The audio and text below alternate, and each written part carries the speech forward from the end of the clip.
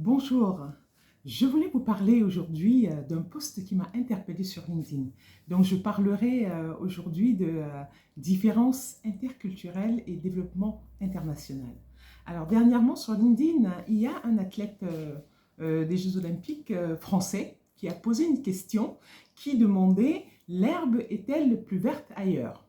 Alors j'ai été surprise par les réactions de tous ces gens qui disaient... alors lui, il expliquait en fait que quand il est parti au Canada, il a eu beaucoup plus d'opportunités qu'en France.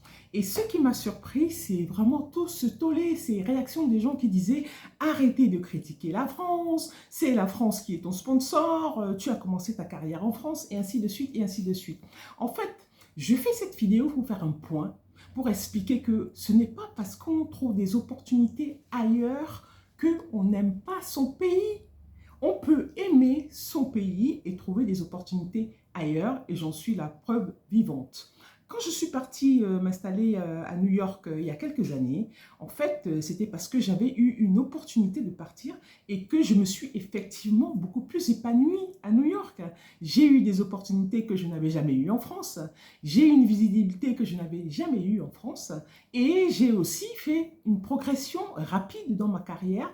Pourquoi? Parce que c'est une question de différence interculturelle. Les différences interculturelles, qu'est-ce que c'est? Ce sont des différences entre les cultures.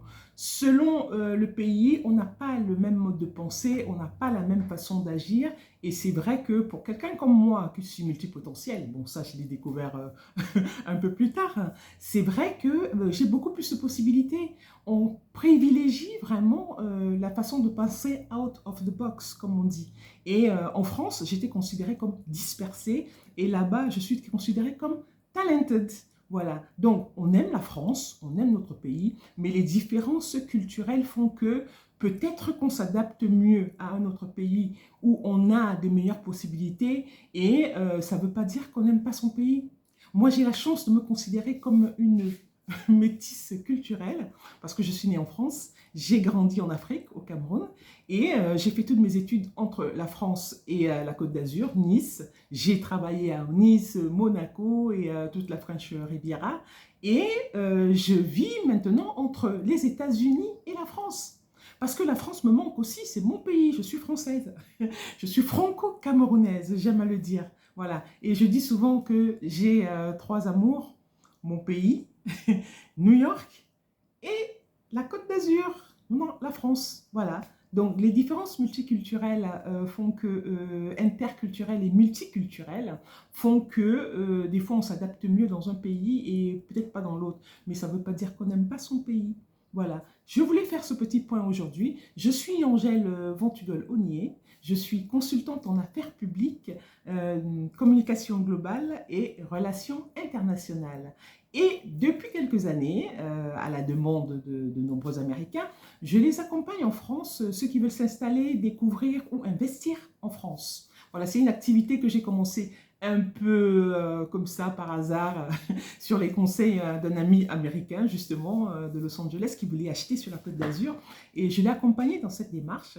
Et c'est lui qui m'a poussé à créer donc cette conciergerie Gabriel's Luxury Private and Luxury Service, qui est devenu après Gabriel's Global Consulting quand je me suis, comme on dit, déplacée aux États-Unis. Voilà, donc n'hésitez pas à me contacter. Suivez ma newsletter, je vais vous raconter un peu mes aventures de développement international. L'année dernière, j'ai accompagné une Américaine en décembre dernier qui voulait s'installer sur la Côte d'Azur ou Monaco. Et après avoir visité donc Nice, Cannes, Antibes, Monaco, elle a choisi Nice. Voilà, donc je vous raconterai notre aventure. On va recommencer à travailler dessus maintenant que son choix est fait et que sa décision est prise. Nous allons travailler sur son accompagnement. Donc n'hésitez pas à me suivre sur les réseaux sociaux. Je suis au nom de Angèle Ventugol-Ognier sur LinkedIn. J'ai une newsletter LinkedIn qui s'appelle Angèle BO Ikigai. Donc Angèle Ventugol-Ognier sur LinkedIn, Angèle Ventugol-Ognier sur Facebook. Sur Instagram, je suis au nom de Gabriels. J'ai un petit souci avec mon compte que je vais régler, sinon j'en créerai un autre, hein, et je vous enverrai le lien. Et sur X, je suis au nom de Angèle Ventugol Onier. Et enfin, sur... alors, qu'est-ce que j'ai oublié? Ah oui, j'avais oublié. J'ai une page YouTube où je fais passer des interviews, des idées, des tips, des conseils. Et cette page s'appelle The Princess Angel Show. Alors, en anglais, The Princess Angel Show. Et suivez cette page sur YouTube et n'hésitez pas à liker, partager et surtout, donnez-moi votre avis. Que pensez-vous donc de cette histoire de développement international et de trouver son épanouissement ailleurs que dans son pays? Vous avez fait le trajet, vous avez déménagé, vous êtes relocalisé, bah, donnez-moi votre avis. Voilà, c'est tout pour aujourd'hui et comme je dis tout le temps, n'oubliez pas, restez calme, soyez en paix et surtout, vivez l'instant présent. Bye bye.